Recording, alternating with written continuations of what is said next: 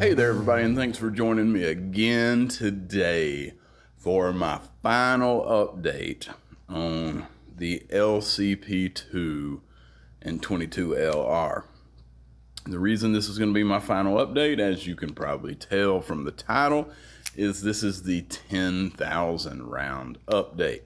I passed 10,000 rounds on this thing about a week ago. And I actually shot it again yesterday, so I've got, I don't know, maybe 10,200 rounds through this gun. I'm not going to keep count anymore because it's kind of been a giant pain in the ass to do this for the last couple of years. But I have found out some things, and I've been surprised by some things, and I've learned a good bit of stuff about this gun and how reliable it is and how to make it work. So let's get right to it. To begin with, if you are very interested in what I found out over these 10,000 rounds, I would encourage you to check out my 3 other videos that I've made regarding the LCP2, my 4,000 round review, my 5,000 round, and my 7,000 round update.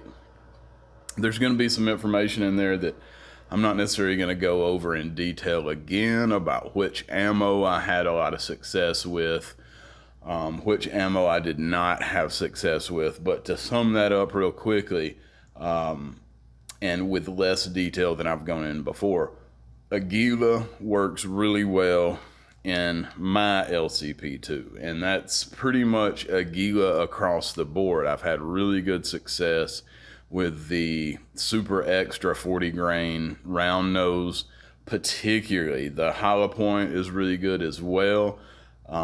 I've had success with their subsonic ammo, with their 60 grain ammo, with the interceptors particularly is a really good Aguila ammo that all of my 22s really love to run.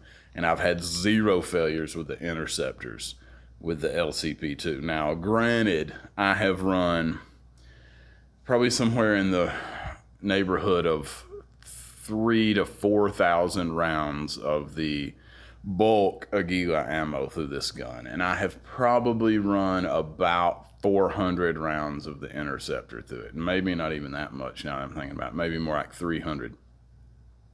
Because it's a premium ammo, it's more expensive, it's harder to find. So I have not run as many rounds of that interceptor, but man, it's a high speed, high powered 22 round, and it does a really good job in the LCP2. But just across the board, for me, I've had the most success running the Aguila ammo, and it's high quality. It's been very consistent.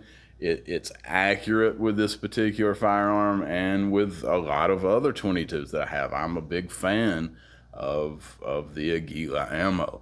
Now, some other stuff that's worked, CCI mini mags have worked really well. A lot of the CCI ammo, I've run a huge cross section of what they offer through this gun, with varying degrees of success, but overall it's all been pretty consistent. Not dead on, not as reliable, I would say, as the Aguila, but it's been pretty consistent. The mini mags run pretty good. I've had a couple of issues here and there with them, but nothing major and nothing remarkably inconsistent.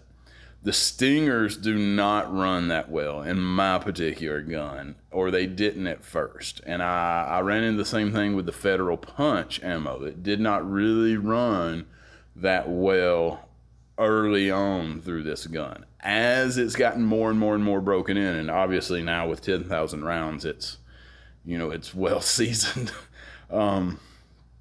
Now, since I put the Galloway spring kit in it, and it has had over 10,000 rounds through it, it's running the Punch and the Stingers pretty much as consistently as anything else.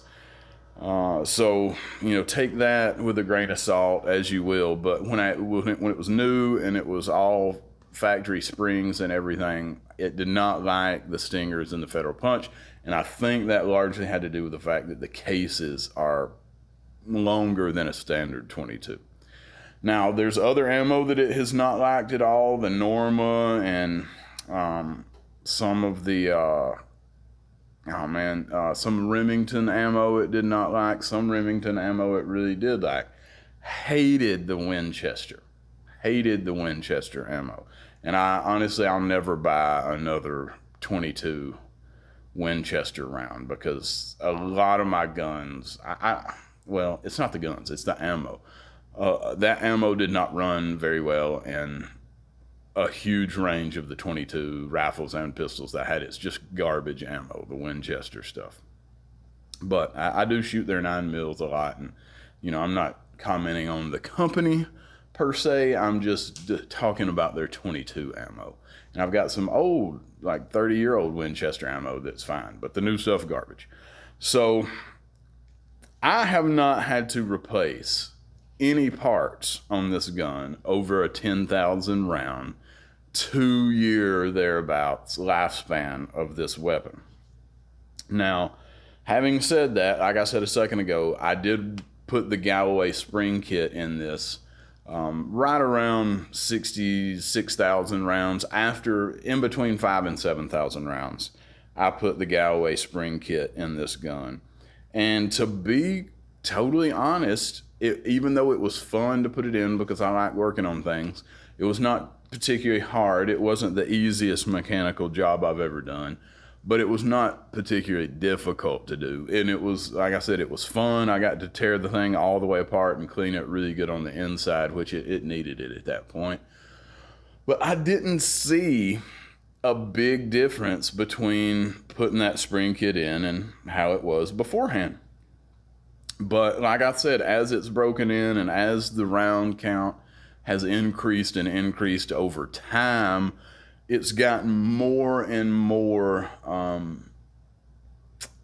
easy on its ammo selection. It's been able to digest the ammo I'm feeding it easier and easier. So again, take that as you will. It doesn't necessarily mean that every one of them is going to be the same, but it has, that's what's happened to mine. Now, I'll throw some pictures up here of the internals of this gun. And as you can see, looking at these pics of the inside of the slide and the barrel and the frame, there's very little wear that this gun has sustained over that 10,000 round test that I've put it through. I've been very, very impressed with how little wear it has accumulated. But at the same time, it is a 22 and it's a light round, so the whole gun itself is not taking nearly as much punishment as something like a 40 Smith & Wesson or even a 9mm firearm. Certainly not like the pressures and the power is nothing compared to 357 or a 44 Magnum or something like that. Although those guns should be built to handle those pressures. But this gun has been exceptionally good and reliable as far as breakdowns go. Now, early on, like I was kind of discussing a minute ago, it was really, really picky about which ammo I was giving it at first. It was pretty much was only consistently shooting mini mags and the Aguila. And again, please go back and watch those other videos. I really will go into detail about that. But at this point, for the past, I'd say 3,000-4,000 rounds, I have been buying, and that goes back probably 6 to 12 months. I have been buying every single 22 LR round that I could put my hands on that is different. I'm not buying them up in bulk necessarily, but if I see something in any store that I have not shot, I will buy that 22 ammo and I will run a box of 100 through this gun and see how it performs.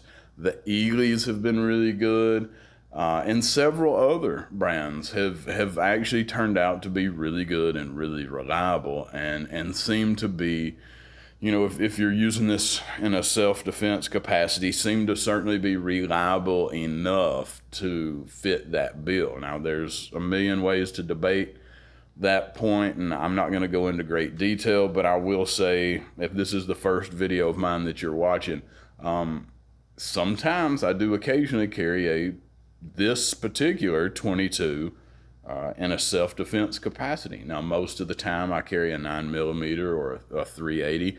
My day-to-day carry gun is actually this LCP Max right here, which is, for all intents and purposes, basically the same as the LCP2. It is just slightly bigger and heavier, but not by much. They fit in the same holsters. They pretty much feel the same when you're carrying them. But again, I don't want to get into a argument with all you internet trolls about 22's viability as a self-defense round. You guys, do what you want to as far as that's concerned. But I will say, for those of you that believe in that and are willing to carry a 22 in self-defense, there's a lot of good, reliable rounds out there. Now, over these 10,000 rounds, some drawbacks to some of that ammo that I have found that does run well now at this point with this gun. And really, I'm particularly talking about the Stingers and the Federal Punch, which I feel like that is a very, very similar round. Of course, they're more or less made by the same folks, different companies, but to my understanding, Federal owns CCI. But the design of those rounds is very similar, and I think the way that they're getting the velocity out of those bullets is the same way, which is by packing more powder in there. But regardless, the drawback that I've seen is that they are loud as hell. And I'm talking crazy, ridiculous loud. Now, I play music for a living, and I do apologize that I've not put a video up in a few weeks. For those of you that care about that, I've actually been making a new record, and that is completed, and I will have that out soon. So if you guys like my music that you hear on the intro and outro of any of these videos, that's all my stuff. And check out my John Soseby YouTube page, Jukehouse Johnny, johnsoseby.com. Anyway, that's what I've been doing for the last 3 weeks, so I do apologize I haven't had a video up, but I've been busy with that. But the point I was making is a really loud round is something that I don't particularly like because I play music for a living. I don't want to go deaf. If I have to use this gun in self-defense capacity, it's probably going to be in conditions that are, at the very least, not ideal to saving your hearing. Now, there's a bunch of different points to be made there. Folks say that, training without ear protection is dangerous because your body responds differently when you're actually under duress and in stressful situations. I've heard accounts of military folks that didn't really suffer much hearing damage or even notice how loud some explosions or gunfire was, because apparently your ears will tune that out or something. And I don't know how realistic that is. That's just something that I've heard from some folks that have been there, and I can't testify to that. But regardless, the more quiet the round is, for me, the better, as long as it's still effective. And so all of the Aguila stuff, the interceptors are not as loud as the Federal Punch and the Stingers.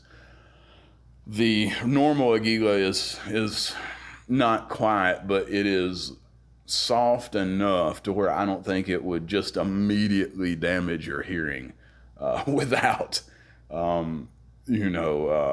without any ear protection on. So that's something that you may be concerned with. It may not be a concern for you.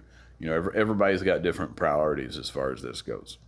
So that's some of the things that I found out from shooting this gun. And obviously, being a small semi-automatic, this is actually probably the loudest 22 that it's going to put the most of that blast the closest to your ear. If you're shooting some kind of bolt action rifle, it's the blast is way ahead of you that's coming out of the muzzle, and there's no action noise or any kind of ejection thing happening. So you're farther away from the blast, and even if it's just a foot and a half or two, it makes a big difference. So that is something to think about.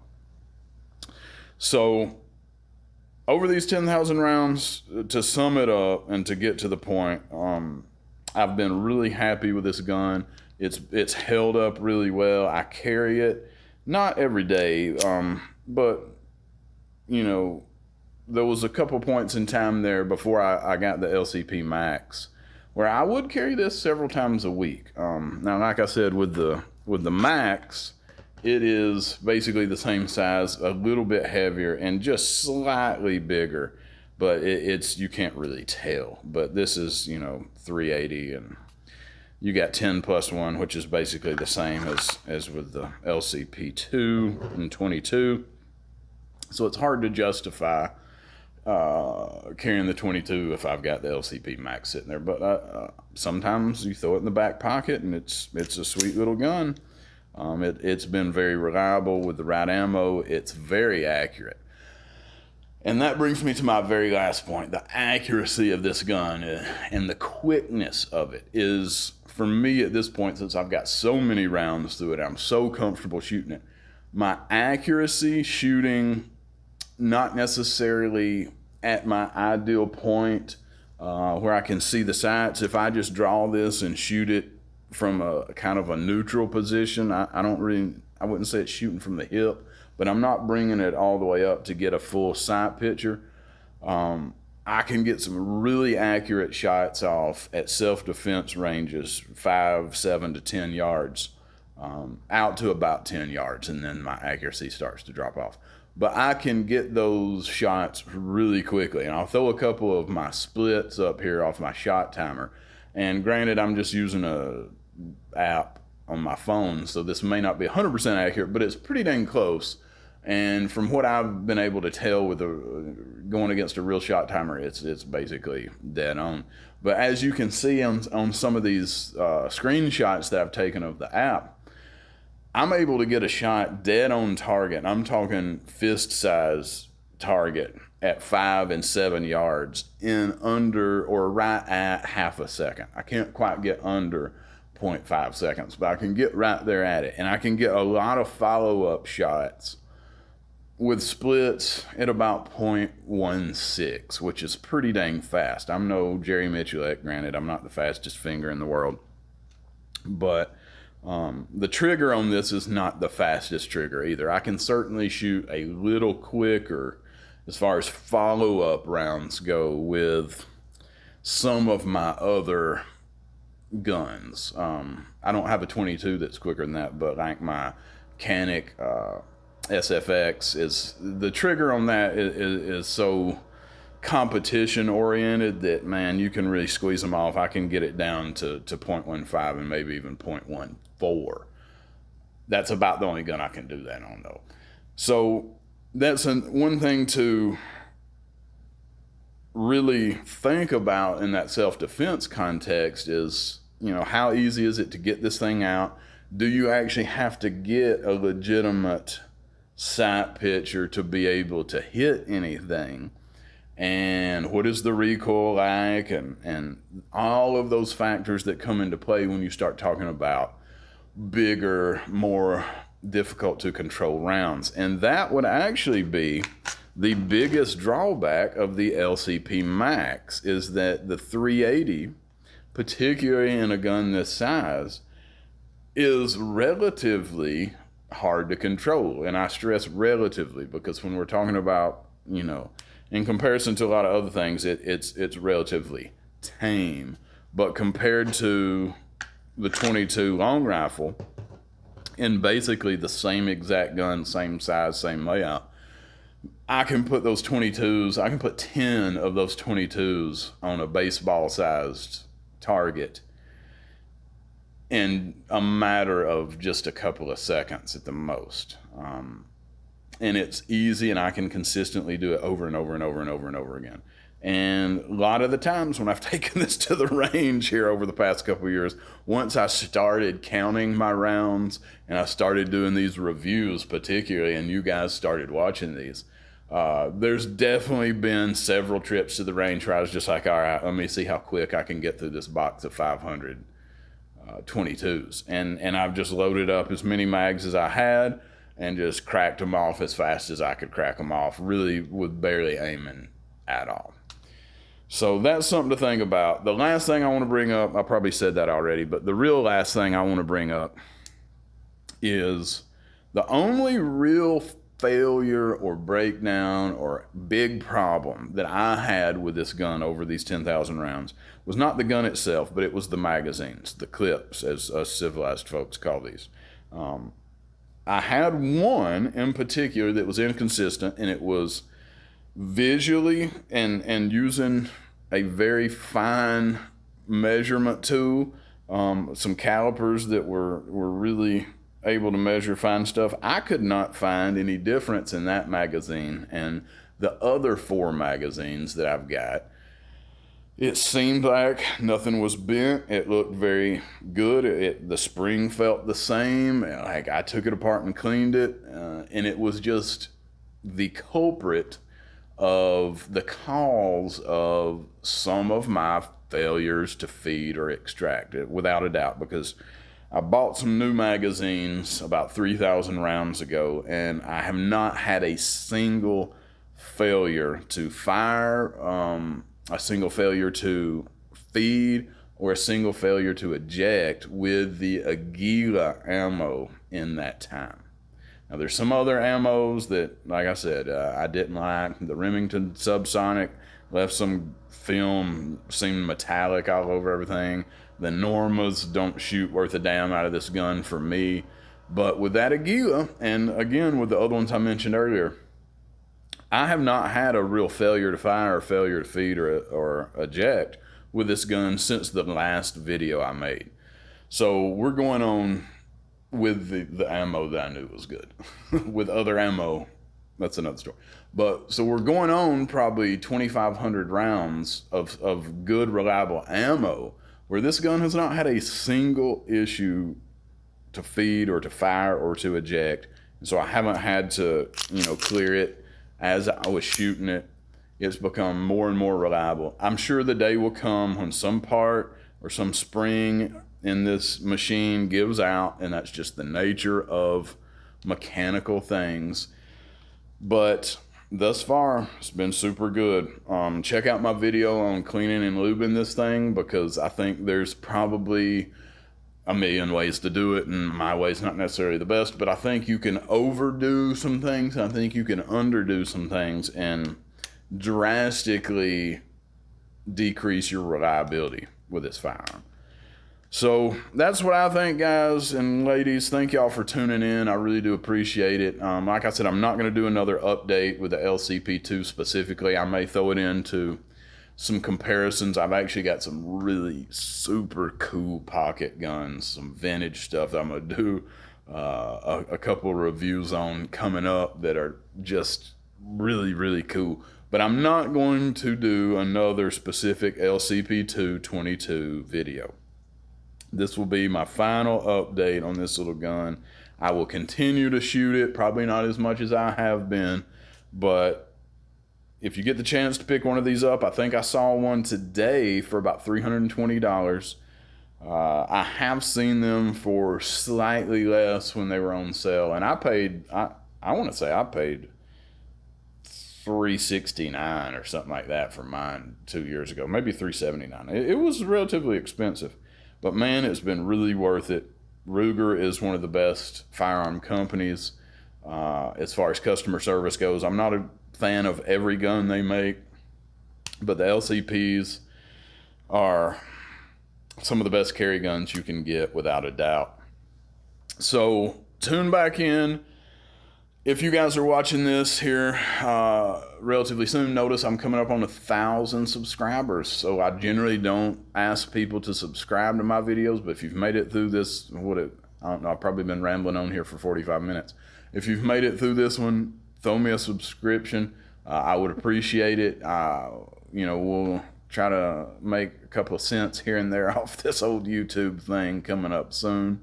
But thank all you guys for watching. I appreciate it. I'll have some more videos coming up more regularly. Like I said, I finished up my new record, and it will be available to the public soon. So again, if you like my music, it's easy to figure out where to find that and what's going on with all that stuff. But I hope you guys have a great time out there. Get out and shoot, support our Second Amendment rights, and I will see you at the range. I see that strange run coming to the yard. I don't know who you is. get my little gun. I said, I put a bullet, boy, in your ass. I let my dogs out, lick your blood off the grass. I said,